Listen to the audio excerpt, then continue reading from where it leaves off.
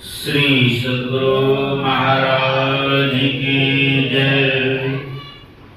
श्री सद्गुरु महाराज की जय। श्री सद्गुरु महाराज की जय।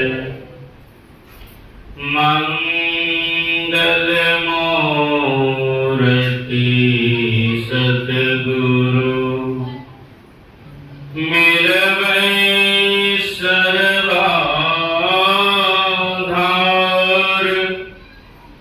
मंगलमय मंगल करन बिनहो बारंबार। धन्य धन्य सद्गुरु सुखदा महिमा कहे न जाए।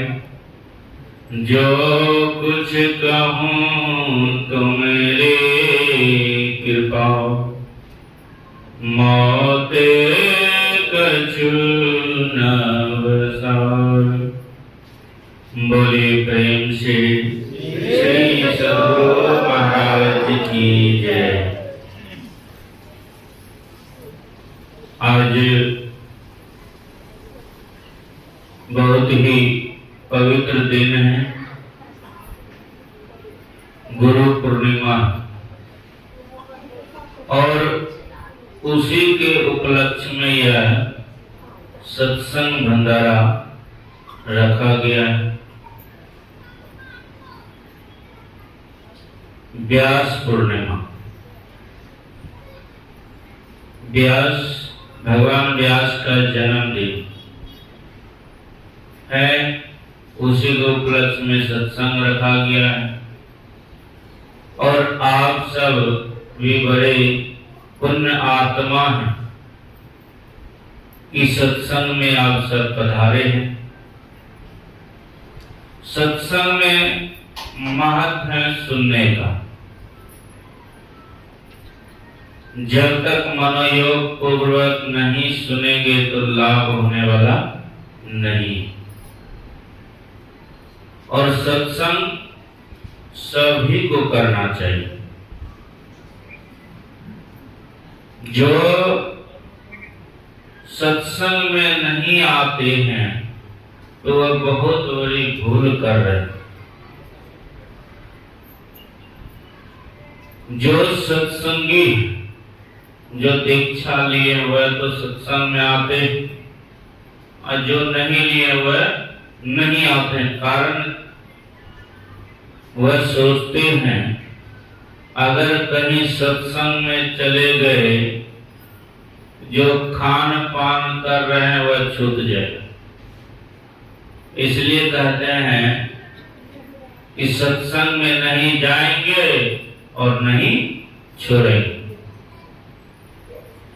इतने दूर दराज से आप सब सत्संग में आए हैं, पर बगल के आदमी यहाँ पर नहीं आ पाते हैं। कारण क्या? तो उनके लिए महापुरुष कहते हैं, पूर्व जन्म के पाप से हरि चर्चा नहीं सुहाए। जैसे जल के ताप से भोजन की रुचि जाए। गंगा के किनारे में बहुत लोग रहते हैं और वह गंगा में स्नान नहीं करते हैं, क्योंकि वह जानते हैं कि हमारे बगल में ही गंगा बहती। और दूर दराज से लोग चलकर गंगा स्नान करने के लिए जाते हैं।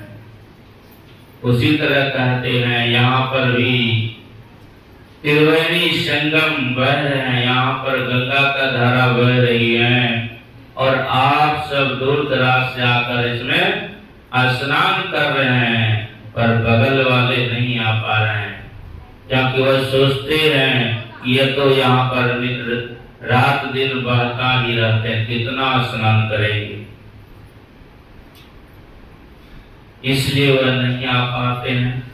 कोई बात नहीं, जो आए हैं वो बड़े पुण्य आत्मा हैं, पुण्य के काम करने आए हैं।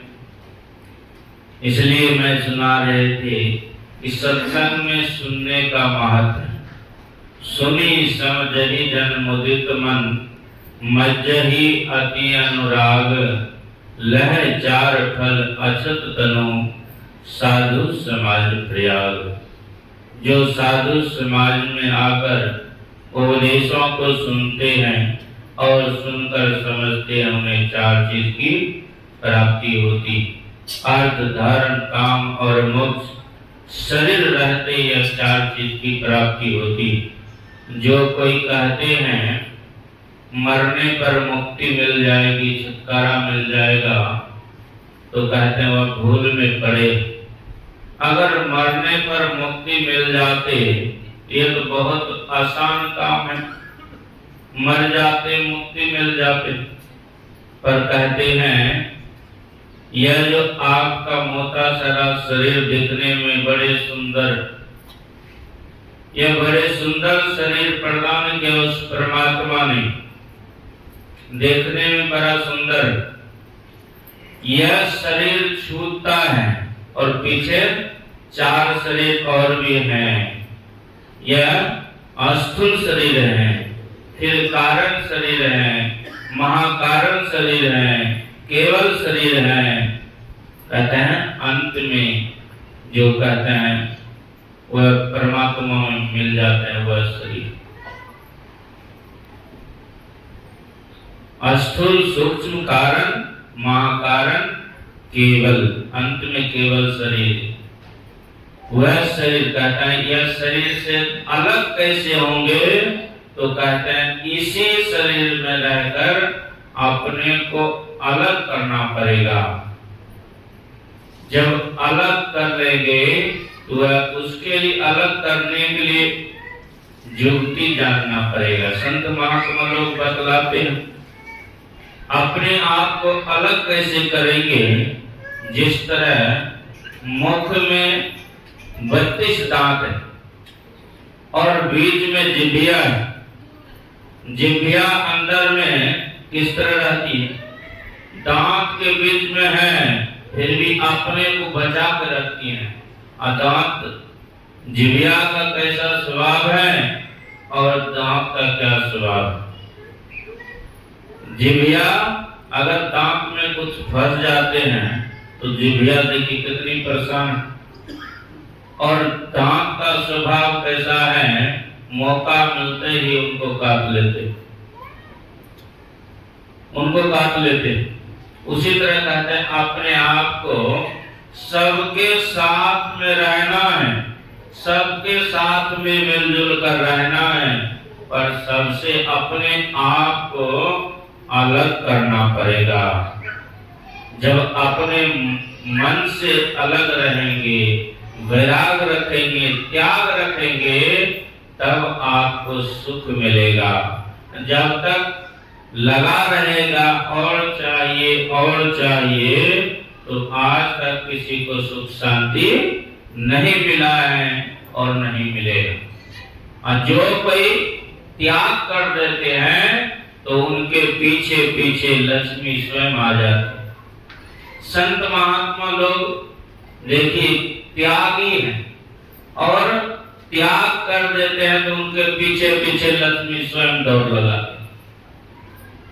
आप सब भी अगर त्याग कर देंगे तो आपके पीछे भी लक्ष्मी दौड़ लगाएंगे।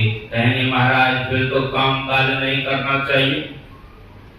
काम काज तो करना चाहिए, जीविका चलाने के लिए काम कीजिए, पर कहता है परमात्मा का भजन भी कीजिए।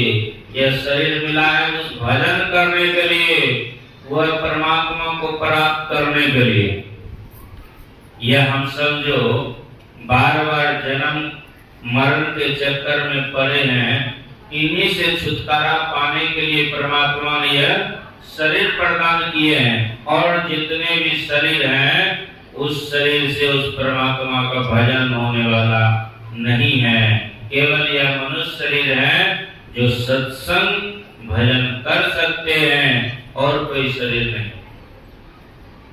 अगर आपकी बार चूक गए या शरीर से चूक गए तो फिर 84 में जाना पड़ेगा। पर गुरु महाराज कहते हैं जो कोई दीक्षा लेकर थोड़ा थोड़ा भी साधन भजन करते हैं मनोयोग पूर्वक विश्वास करके, तो गुरु महाराज गारंटी लेते हैं कि उनको कभी नरक में हम जाने नहीं देंगे। गुरु महाराज को नरक में नहीं जाने देंगे। भक्ति पूरी नहीं हुई तो चिंता करने की बात नहीं है। यह शरीर छूटेगा और पुनः मनुष्य का शरीर मिलेगा।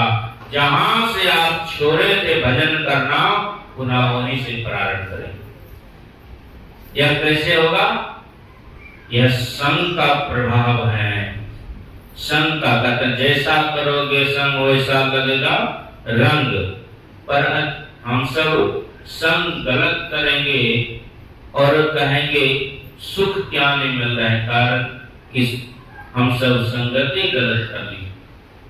पर कहते हैं सबको सत्संग में जाना चाहिए, सत्संग सुनना चाहिए। बच्चे क्यों बिगड़ रहे हैं? कारण बच्चे को संस्कार वैसा नहीं पड़ रहा, माता पिता वैसा संस्कार नहीं दे पाते। पहले के समय में माता पिता धार्मिक बातें करते थे, धार्मिक ग्रंथ पढ़ते थे, और गुरु महाराज कहे हैं जिस टाइम बच्चा गर्भ में रहते हैं उसी समय संस्कार बनते हैं। जो जो माता पिता करते हैं वह सभी बच्चा सीखते हैं।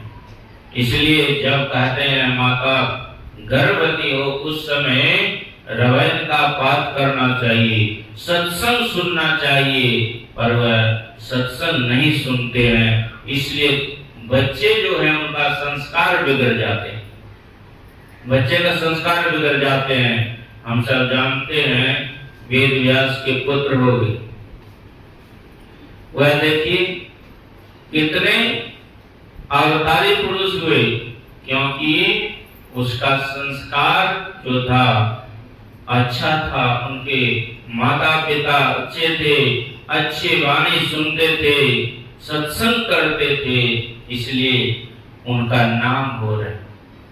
हम सब भी अगर बच्चे को संस्कार देना चाहते हैं तो अच्छे वाणी को पढ़िए, सत्संग कीजिए।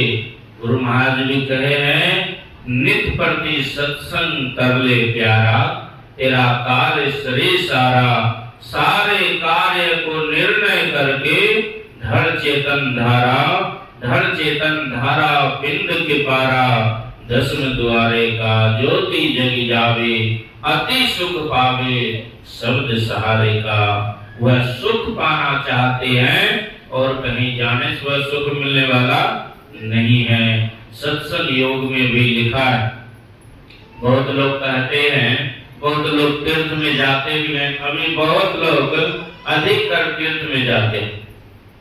तो सत्संग योग में लिखा है, उसमें कहते हैं कोई तो करता गंगा सागर, कोई ही पर स्नान, कोई व्रत का पालन करता अथवा देता दान।